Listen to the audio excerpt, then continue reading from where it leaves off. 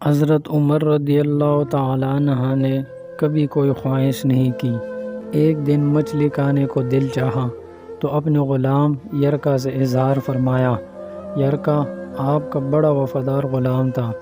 ایک دن آپ نے فرمایا، یرکا آج مچھلی کھانے کو دل کرتا ہے، لیکن مسئلہ یہ ہے 8 میل دور جانا پڑے گا دریا کے پاس مچھلی لینے، اور 8 میل واپس آنا پڑے گا مچھلی لے کے۔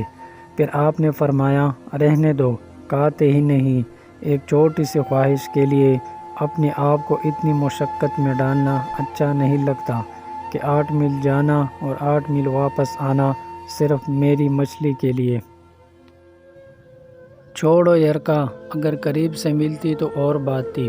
غلام کہتا ہے، میں کئی سالوں سے آپ کا خادم تھا، لیکن کبھی آپ نے کوئی خواہش کی ہی نہیں تھی، پر آج جب خواہش کی ہے تو میں نے دل میں خیال کیا کہ حضرت عمر فاروق رضی اللہ تعالیٰ عنہ نے پہلی مرتبہ خواہش کی ہے اور میں پوری نہ کروں، ایسا کیسے ہو سکتا ہے؟ غلام کہتا ہے، جناب عمر رضی اللہ تعالیٰ عنہ ظہر کی نماز پڑھنے گئے تو مجھے معلوم تھا ان کے پاس کچھ مہمان آئے ہوئے ہیں، عصر ان کی وہی ہو جائے گی۔ غلام کہتا ہے کہ میں نے حضرت عمر رضی اللہ تعالیٰ عنہ کے پیچھے نماز پڑھی اور 2 رکعت سنت نماز پڑھ کر میں گھوڑے پر بیٹھا۔ عربی نسل کا گھوڑا تھا، دوڑا کر میں دریا پر پہنچ گیا۔ عربی نسل کے گھوڑے کو 8 میل کیا کہتے۔ وہاں پہنچ کر میں نے ایک ٹکڑا مچھلی کا خریدا اور حضرت عمر رضی اللہ تعالیٰ عنہ کی عصر کی نماز ہونے سے پہلے میں واپس بھی آ گیا، اور گھوڑے کو میں نے ٹھنڈی چھاؤں میں باندھ دیا تاکہ اس کا جو پسینہ آیا ہوا ہے وہ خشک ہو جائے اور کہیں حضرت عمر فاروق رضی اللہ تعالیٰ عنہ دیکھ نہ لے۔ غلام کہتا ہے کہ گھوڑے کا پسینہ تو خشک ہو گیا، پر پسینے کی وجہ سے گرد و غبار گھوڑے پر جم گیا تھا، جو واضح نظر آ رہا تھا کہ گھوڑا کہیں سفر پہ گیا تھا۔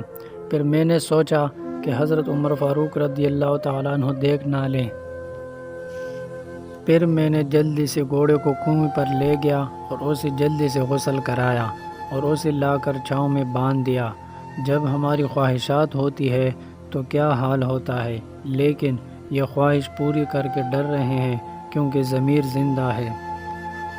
فرماتے ہیں، جب عصر کی نماز پڑھ کر حضرت عمر فاروق رضی اللہ تعالیٰ عنہ آئے، میں نے بھی نماز ان کے پیچھے پڑھی تھی۔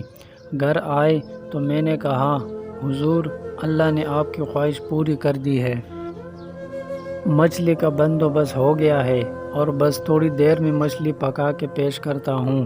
کہتا ہے، میں نے یہ لفظ کہی تو جناب عمر فاروق رضی اللہ تعالیٰ عنہ اٹھے اور گھوڑے کے پاس چلے گئے۔ یرکا، تو نے سارا گھوڑا تو دھو دیا، لیکن کانوں کے پیچھے سے پسینہ صاف کرنا تجھے یاد ہی نہیں رہا، اور یہاں تو پانی ڈالنا بھول گیا۔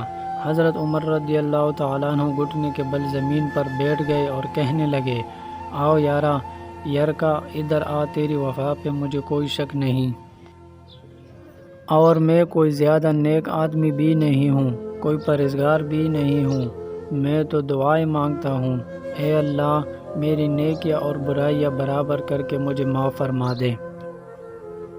میں نے کوئی زیادہ تقوی اختیار نہیں کیا، اور بات کو جاری رکھتے ہوئے فرمانے لگے، یار ایک بات تو بتا، اگر یہ گھوڑا قیامت کے دن اللہ کی بارگاہ میں فریاد کرے کہ یا اللہ، عمر نے مجھے اپنی ایک خواہش پوری کرنے کے لیے 16 میل کا سفر طے کرایا، اے اللہ میں جانور تھا، بے زبان تھا، 16 میل کا سفر ایک خواہش پوری کرنے کے لیے، تو پھر یرکا تو بتا، میرے جیسا وجود کا کمزور آدمی مالک کے حضور گھوڑے کے سوال کا جواب کیسے دے گا؟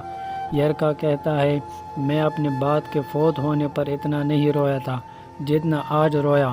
میں تڑپ اٹھا کہ حضور یہ والی سوچ، یہاں تو لوگ اپنے ملازم کو نیچا دکھا کر اپنا افسر ہونا ظاہر کرتے ہیں۔ غلام رونے لگا۔ حضرت عمر فاروق رضی اللہ تعالیٰ عنہ کہنے لگے، اب اس طرح کر، گھوڑے کو تھوڑا چارہ اضافی ڈال دے، اور یہ جو مچھلی لے کے آئے ہو اسے مدینے کے غریب لوگوں میں تقسیم کر دو، اور انہیں یہ مچھلی دے کر کہنا کہ تیری بخشش کی بھی دعا کرے اور عمر کی معافی کی بھی دعا کرے۔